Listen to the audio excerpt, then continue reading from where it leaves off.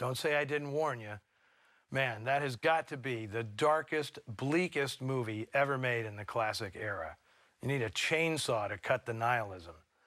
But it's incredibly stark and powerful, and Mark Hellinger was so impressed with Jules Dassin's direction, he immediately signed him up to direct his next film, Hellinger's Black Valentine to New York, The Naked City. It was an even bigger hit than Brute Force.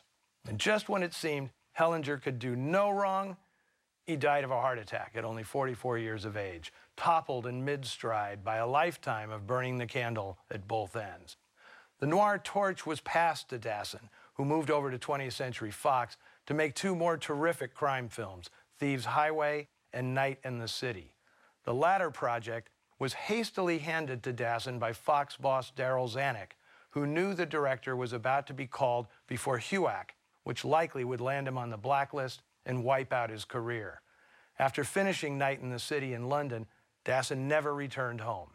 He eventually resurrected his career in France with the stupendous 1955 heist film Rififi, which kicked off a whole new career for him in Europe. Now, as stunning as his direction is, Dassin's masterstroke in Brute Force was casting Hume Cronyn as the evil captain of the guards.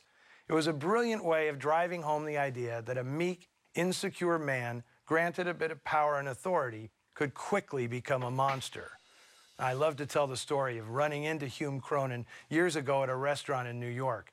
He was having Valentine's dinner with his wife, Jessica Tandy, and they were very gracious about my intrusion.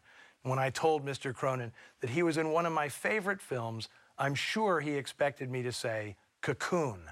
But when I said Brute Force, he lit up like a Christmas tree. "Oh, Captain Muncie," he exclaimed, thrilled that someone remembered his lone villainous role, as if anyone could forget such a horrifying character.